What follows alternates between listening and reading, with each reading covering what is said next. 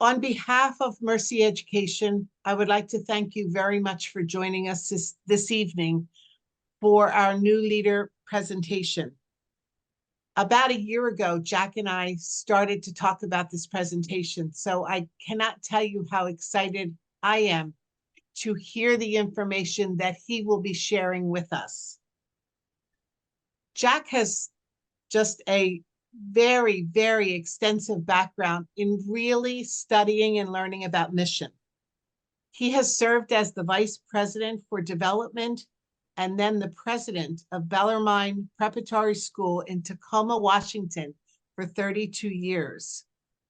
In 2013, he founded Managing for Mission, a consulting firm assisting Catholic schools across the United States and Canada with governance and administrative best practices. Jack told me he's ramping down his consulting practice because he really wants to be a good grandpa, but he couldn't resist the opportunity to assist the schools of the Mercy Education System one more time. So Jack, before I turn it over to you, I would like to start with a prayer. And this is a prayer that I found in the new book that was shared with the administrators and board chairs, Be as Shining Lamps. And this prayer really focuses on our Lenten journey. So if we could just take a moment and remember we are in the presence of God. As this Lenten journey unfolds, lead us by your Spirit to see you anew in our neighbor's need. Open our eyes and soften our hearts by your mercy to see you beyond our borders in friends waiting to be met and welcomed. Give us faith to encounter those longing to be loved. May we be the face of Christ and reflect your love in unexpected ways.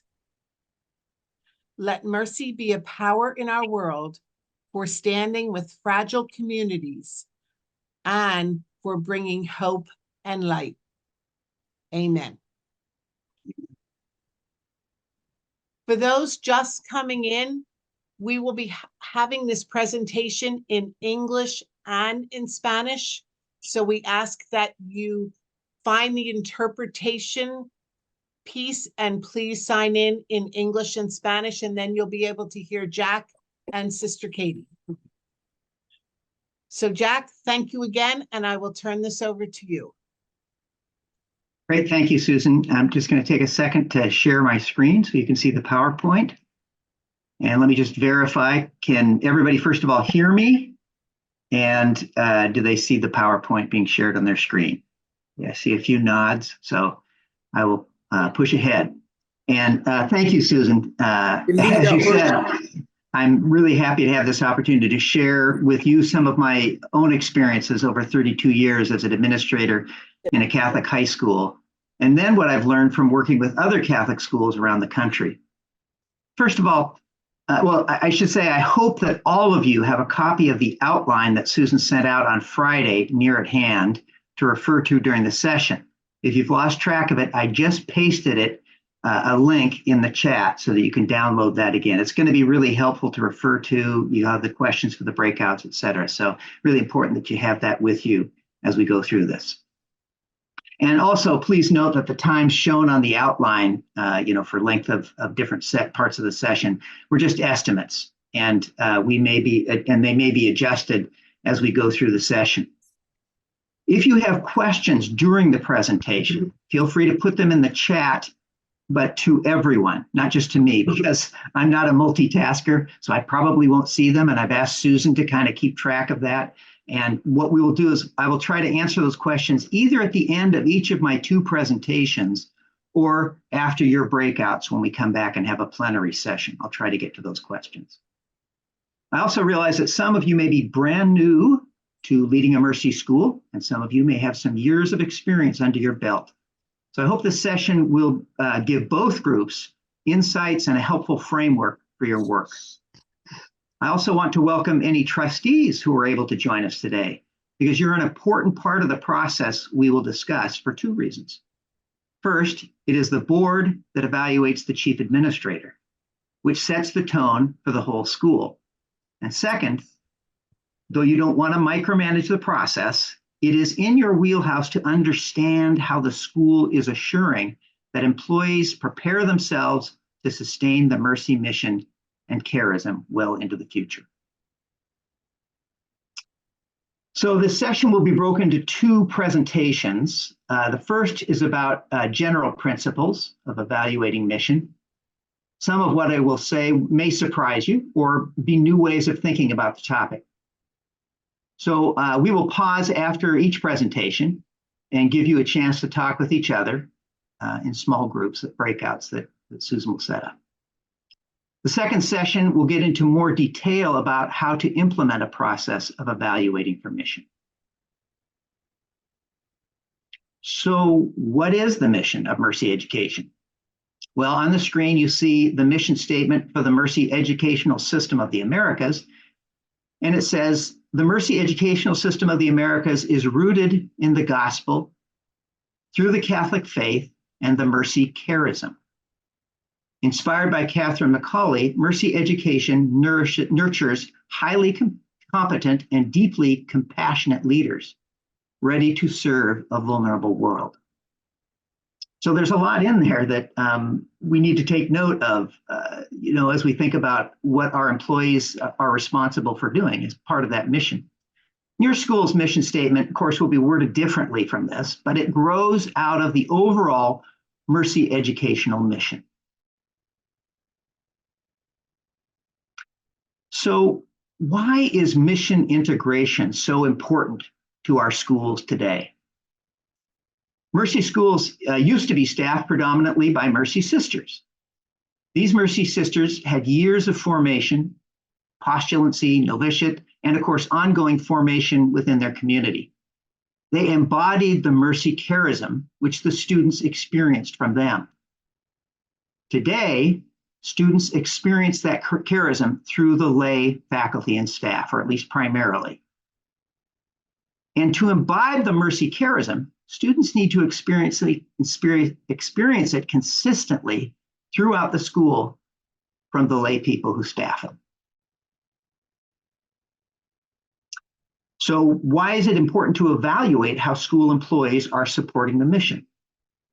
Well, because it doesn't happen by accident, and it doesn't happen by osmosis. Just as the sisters needed an intentional formation program, which was reinforced by their community life, lay people need formation, encouragement, and guidance to carry the mission forward. Though living the mission is more difficult to evaluate than other aspects of the job, it is of prime importance in a Mercy school.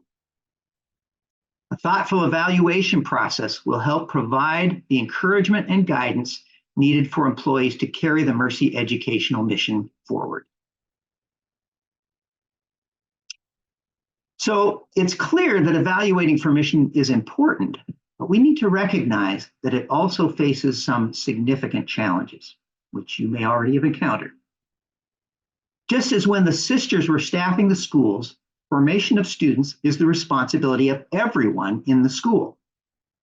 Now, some will be doing it directly, and I'm not just talking about religion teachers and campus ministers, but all faculty, counselors, coaches, librarians, etc. Others will be doing it indirectly, administrators and how they support and guide the teachers, but also the facilities, office, and development staff in the way they do their work with a spirit of mercy. Since they are formators, which is the word we use to describe people who are in charge of the formation of others, since they are formators themselves, they need formation. They can't give what they don't have in their own lives. There's a wide variation in the level of formation of lay employees. First of all, no one is ever fully informed, but some come to the school with very little formation. Many employees are not Catholic, and those who are may not have been educated in Mercy schools or in other Catholic schools, so we can't presume that they are even catechized, let alone formed in the Mercy charism. Another big challenge comes from the fact that that carrying the mercy mission depends on a personal relationship with God. Now, just think about that. It's all founded in having a personal relationship with God. That relationship is the foundation, yet it can't really be measured or quantified. So how can we evaluate for it? Also, it's unique for each individual, which also makes it difficult to evaluate. And finally, as much as we might want to simplify our task, we can't simply mandate that relationship with God or even pressure people to enter into it. It must be entered into in freedom. And I think that's true of all, our Christian belief. It's true of the Catholic approach to our relationship with God, and it's definitely true in the mercy context. It has to be entered into in freedom. These are challenges for evaluating. So to summarize, employees must recognize their own desire for deeper relationship with God. They must identify what they need, and they must set goals to grow spiritually.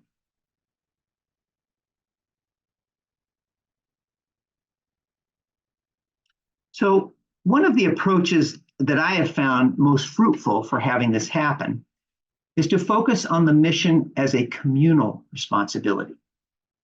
Schools can set goals, even measurable goals, for the adult community as a whole.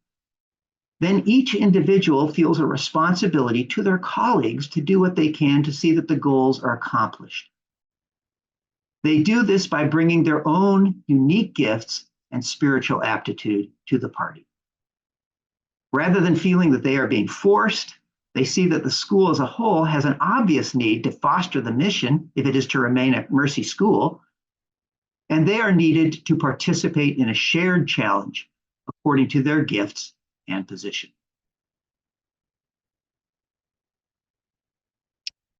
So with all this as background, we need to prepare supervisors to approach the evaluation process in the right spirit. And as I'm talking about this, just think about the people in your school that have to do evaluations and the responsibilities they have in carrying this out. They need to remember that all of us are on a spiritual journey. No one begins at the end. We begin at the beginning. And everyone will be at a different place in their journey, including themselves. We don't judge where they are. We encourage them on their journey. Now, before I finally figured this out, I tended to get angry at employees who I thought weren't buying in, who seemed to be just blowing it off or resisting the spiritual aspect of the work. But as I had the opportunity to talk to them about their faith, I was always moved by how they were trying in their own way. I learned, and I learned, and I'm still learning, to be patient with and appreciative of their efforts. Now, this doesn't mean we can be complacent. It's not anything goes. It's too important for that. But we'll talk about that more in the second section. We are seeking progress, not perfection. Now, the bad news is that it isn't easy to make spiritual progress as individuals or as a school. The good news is that even a little progress, if everyone is contributing consistently, goes a long way. It will have a powerful impact. So we want to give you a chance to talk about guiding principles for evaluating mission with your colleagues from other schools. In a minute, Susan will break you up into different groups to discuss the questions you see on the screen. Those questions are also in your outline because you won't be able to see them. Once you go to breakouts, you won't be able to see the screen. You don't have to get through all the questions. We just wanted to make sure that you didn't run out of things to talk about. As you begin, take a moment to tell each other who you are, what you do, and which school you're from. I'll be hopping into groups to see how things are going and to answer any questions you might have. After about 15 minutes, we'll bring everyone back together and take a few minutes to talk about anything interesting that came up in our discussions. the second session, we're going to talk about the evaluation process, and I wish I could get into great detail with this, but I'm going to at least kind of set the stage. So we're going to look at more in this session. We're going to look more practical considerations for implementing a process for evaluating for mission. I'll also be touching on aspects of the evaluation process in general, but my job here is to focus specifically on the mission dimension, but you got to kind of see it in the context of the other elements of evaluation that you do. So most of you are probably already familiar with the terms formative and summative evaluations as they apply to student assessments. It's kind of a term of art in education. And those of you who aren't in education might not be familiar with it, say board members, for instance. But they're also applicable to evaluating employees. So, and before I get into this, I want to be really clear that the term formative here is, has to be distinguished from the term formational. It's two different things. Formative, both are about personal growth, but formative evaluation isn't necessarily focused on spiritual formation. It applies to all aspects of the employee's growth and professional performance. When we use the term formational, we are talking about preeminently about spiritual formation. So just some clarity there. So formative evaluations give feedback on how employees are doing against their responsibilities, expectations, and goals. So its main purpose is feedback.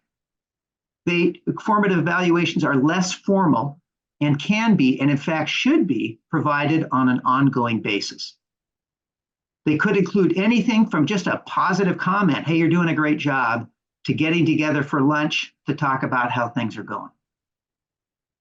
They're low stakes. They're not part of the employee's record. They're helpful because they lead to open conversations about how the employee is doing and therefore provide learning and growth opportunities. And again, those of you who are teachers, you'll recognize this. This is exactly what we want to do in our pedagogy as well.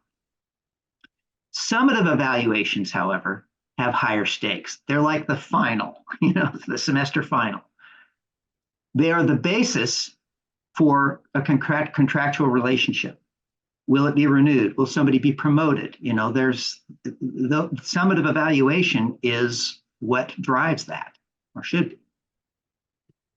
They are the basis for any changes in the, they are more formal and should be conducted annually, or at least be part of an annual evaluation cycle. So for instance, your teachers, there should be some kind of an annual, I think, something you do with them annually. You might not complete the cycle till every 2 or 3 years, but annually there should be some part of their summative evaluation that you don't want to wait 3 years to give somebody feedback, because it just may be too late to make a course correction. So they also have the secondary purpose of providing formative feedback, which can help the employee learn and grow. But the primary purpose of a summative evaluation is to provide clear accountability to assure that employees are doing what the school needs them to do. So formative is feedback. Summative is about accountability.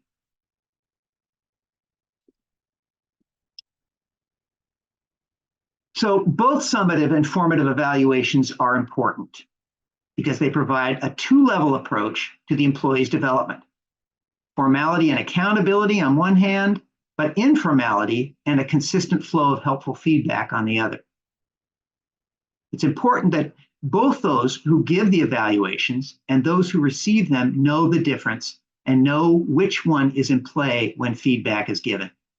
Otherwise, employees can feel misled and trust is eroded. Supervisors need to make sure, and when I'm talking about supervisors, that could be, you could have department heads doing it, you could have maybe your academic vice principal, or whoever, the principal, or the head of the development staff, whoever's doing it. That's what I mean by a supervisor, whoever's doing the evaluation. So they need to make sure that the type they're using is appropriate and is being used appropriately. So formative feedback may be given during a summative evaluation, for instance, but summative feedback should be clearly signposted as part of the employee's accountability. So they need to know this is going on the final, okay? This is going to go in the grade. During both levels of feedback, it is crucial that the supervisor provide clarity about expectations and their sense of the employee's progress. So those are the two key things. What are the expectations? Let's make sure we're on the same page with that. And then I want you to know what my perception is of the progress that you're making based on the evidence we have. Okay, so I will be focusing on summative evaluations, though much of what I say will be relevant to formative evaluations as well. There are basically three parts to a summative evaluation. The first part is the one that is most common in employee reviews, an evaluation based on the standards required by the position. These job standards would include the mission dimension of the job, but they also include all the other aspects. For example, did the teacher have lesson plans? How was classroom management? Is the development director providing regular and accurate reports to the president? And so on, those kinds of things. So in the case of the chief administrative officer, whether that person is called the president, head, or principal, whatever you call it in your school, but that person is evaluated annually by the board. MESA has identified 18 Mercy performance indicators, or MPIs, as opposed to KPIs that you might be familiar with, that the board should be using in its evaluation of the chief administrator. They cover three areas: mission, leadership, and professionalism. So to give you an example, here are the MPIs for the mission area. Supports the mission. So this is about the head of the school. Supports the mission, understands the mission, promotes the mission, incorporates mission in decisions, and participates in MESA programs. So the full statement of the mission MPIs for the chief administrator is what I printed in your outline that you received. Now, if you want to get the full MPIs for the chief administrator, I urge you to contact the MESA office. I think they have that document. I think they can put their hands on it for you. Again, these MPIs are for the chief administrator, but I bring them up because they also provide a good template for adapting to other positions within the school.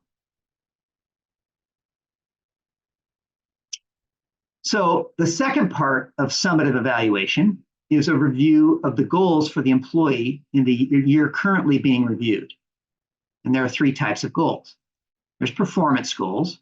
For example, did the athletic director see that all coaches attended the appropriate clinics? Okay. There are professional growth goals. For example, did the teacher convert X number of lecture-based lessons to activity-based? And then, and this is the area we're focusing on, there are personal or spiritual growth goals. These are the ones we're focused on today, and they should be handled a little differently than the other goals because they are more effective if they are identified by the employee themselves as something they need. The supervisor can suggest or draw them out heuristically, but should try to avoid simply assigning them. Again, we need to let go of the notion that there are fixed standards in spiritual growth area and that everyone must measure up to. So especially in the spiritual growth area, the guidance from the supervisor should be given gently and lovingly. It doesn't work if we ask an employee to embody the Mercy mission, but ask it in a way that doesn't itself model it. This is not about being warm and fuzzy or kumbaya. It's about looking at them as God does, with mercy for their flaws, admiration for the courage with which they live their lives, and a desire that they progress toward their full potential, which is how we look at students, right? This is often not our go-to way of working with others, at least it isn't for me all the time, especially if they've fallen short of our expectations. So we need to prayerfully cultivate the ability to see people in this way and act out of that. Everything flows from this, especially in a Mercy school. So the third part is setting goals for the coming year.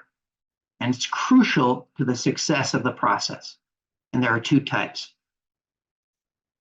The first type will include performance goals, which come out of the job standards.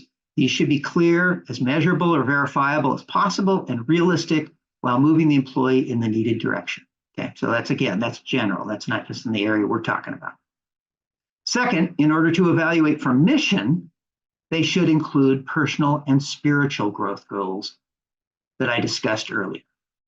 Again, as much as possible, these should come from or at least be embraced by the employee.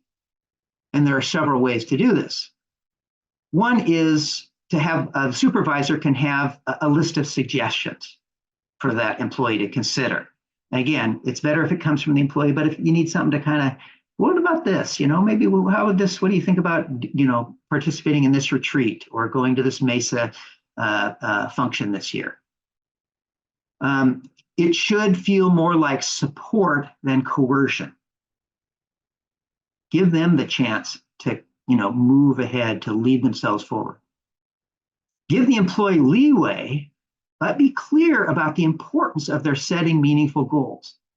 In other words, the supervisor may need to challenge them a little bit, say, gosh, is that really, given what we have to do to be a Mercy school, is that really going to do it for you? And let them grapple with that. In some cases, employees may have been given, you may have employees who've been given a performance improvement plan. So they're on the boat. There might have been some serious concerns about their performance. And if that's the case, it's probably going to impact how much leeway an employee has with their goals. In other words, whoever's supervising is probably going to be, a little bit more directive. But again, still, especially in the spiritual area, the principles I've talked about should apply as much as possible. So we haven't talked about how the formation process itself should work. But wait a minute, I've got to say something before I say that. While it is not likely that it can happen that an employee just simply refuses to get engaged with the Mercy mission and charism, or for some reason, you just tell they're at the school for the wrong reasons. And in this case, the supervisor should help the employee realize that they are in the wrong place. And that if they are unable to realize that themselves, and of course the school needs to make that decision for them, and that moves things toward an involuntary termination. Again, in my experience, it doesn't happen very often, but it could. And there, unfortunately, we have to be more directive because the employee is just not taking responsibility for that. So, and then what I wanted to say is that we haven't talked about the formation process itself. And I know some of you have mentioned some of the things that you do, orientations and things like that when you bring on new employees. But if a school has a formation program in place, the evaluation for mission becomes much easier because there will be clear expectations about participation in the program. Rather than subjectively evaluating the employee's spiritual growth, supervisors can focus on their participation in the program. So again, many of you are these supervisors. So think about yourself, think about what you're going to have to do, and then think about some of your colleagues. Think about the head of the facilities department, that's going to be doing this. And, it's going to be a very difficult ask to have them include this component if you're not already doing it. But it's going to be a lot easier if they have a framework, a formational framework that's moving employees along, that they're simply, their evaluation is simply checking, how are you doing this, and setting some goals for your participation. So the formation program. So what do I mean by a formation program? So I'm sure that every one of your schools has a set of formation activities designed to increase employees' understanding and commitment to the Mercy mission. And I know that Mesa provides terrific resources and events to support you in this. But I believe the kind of formation programs we need in order to assure that our schools can carry on the mission of their sponsoring order need to be built around three characteristics. So this is where, maybe you're already doing this, but some of you might have to up your game if you're going to hang on to that Mercy charism. First of all, they need to be sequential, meaning that we identify all the skills, knowledge, and experiences a Mercy educator needs to have if they are to be the bearers of the mission charism. Hey, they're good people. They have a good, basic understanding. That's great. But, do they have everything they need so that, when maybe, God forbid, there isn't a Mercy sister around to model that for us, will they have the information and skills they need to carry that forward? Then we need to determine where and how they get those skills and that knowledge. Now, does this sound familiar to you? Because this is what we do for our students. It's called a curriculum.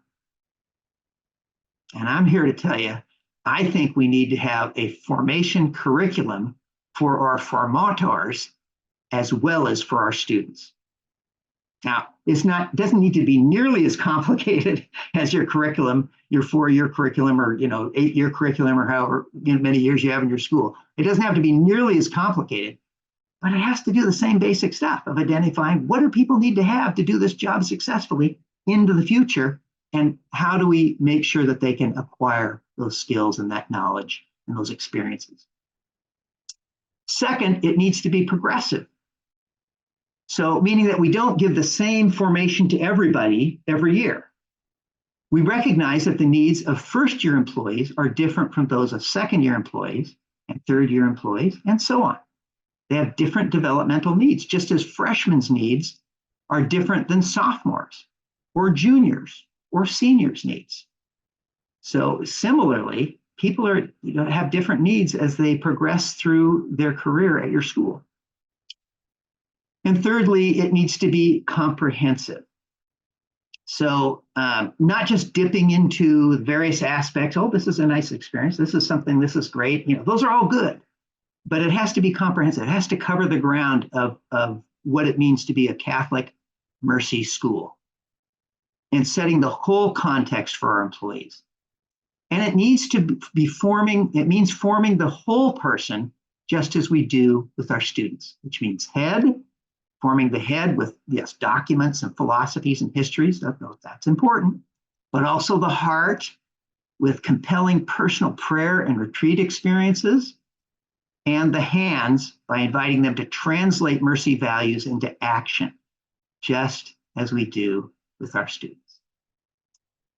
So again, I wish I could say a lot more about the formation program, because that's a whole nother thing unto itself. And I've got more information about this. So in your outline, I've given you 6 links to additional information that will help you go deeper on these topics. So I've got an employee formation framework that you can look at as a sample of what I'm talking about, like a curriculum for formation for employees. And again, as you look at that, and I hope you do, think about how much easier that's going to make it to hold people accountable to their own formational development. Second, I've got a sample employee formation scope and sequence. It's not really necessarily designed specifically for a Mercy school, but and you might do it differently, but it would give you an example. There's a president evaluation process that you can link to. So those of you who are on the board and want to know a little bit about how I think president evaluation should be done, that could give you some thoughts.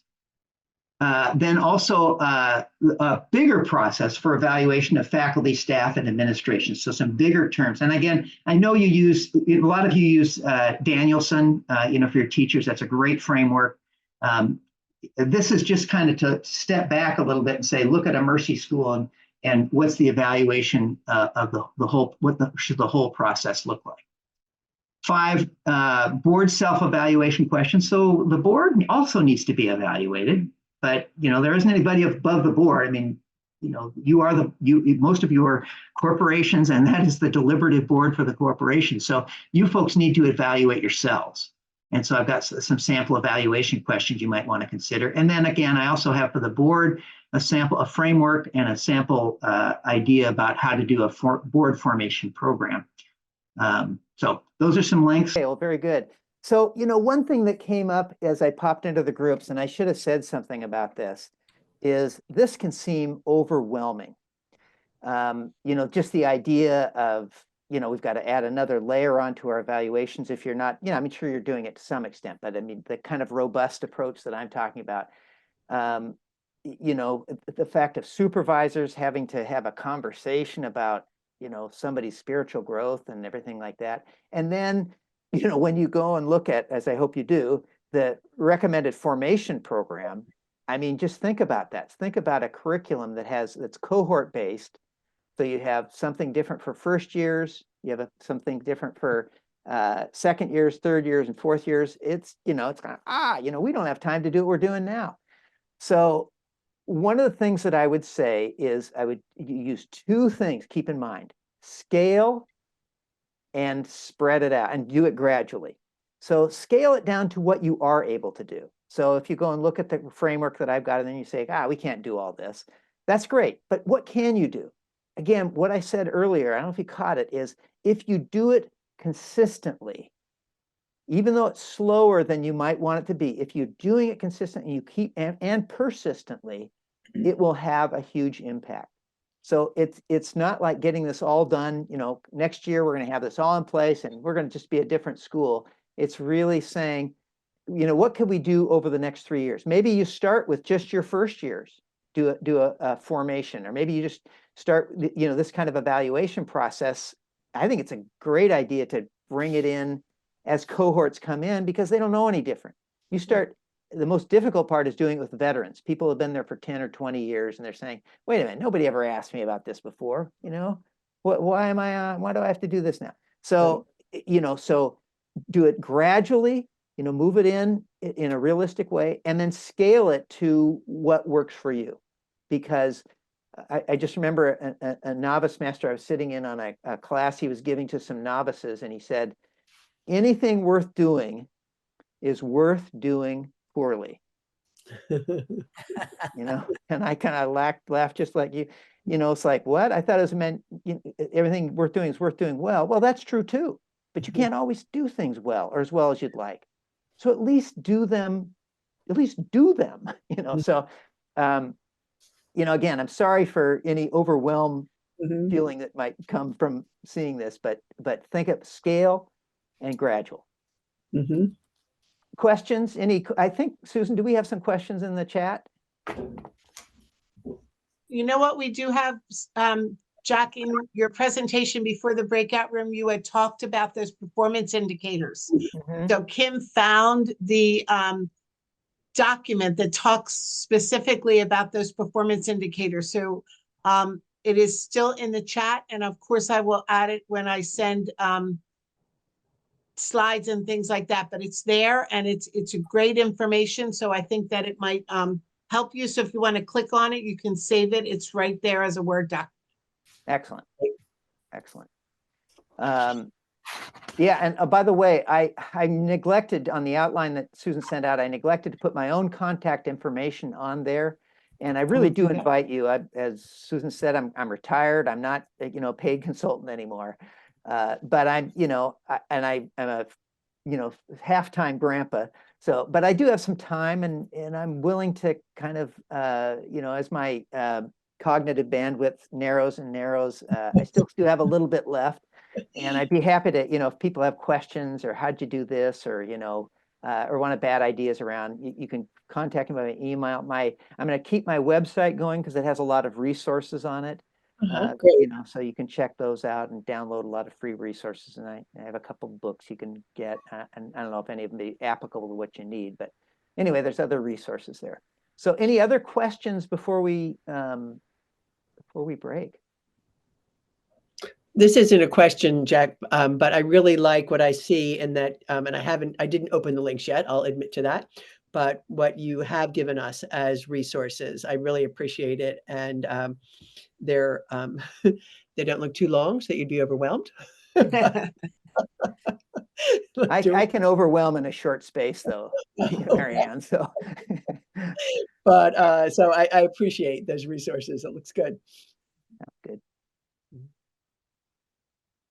Well, you know what I'd like to do, I'm really grateful to have this opportunity because I just admire and I feel some pride being able to be you know, support and adjunct to the marvelous work that you're doing. And you know what I'd like to do is just first of all say thank you. And then I'd just like to offer a prayer as we close up. And I think this has it's a It's a variation on of the Serenity Prayer.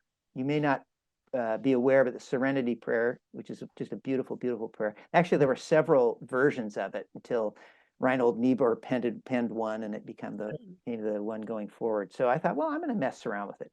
And I think this has a kind of a mercy shape to it. So as I close my part of it, and I'll turn it back to Susan for any final comments, but as I close, just invite us again to center ourselves, find a place of gratitude to God for all the ways that God has interacted with us and supported us and loved us.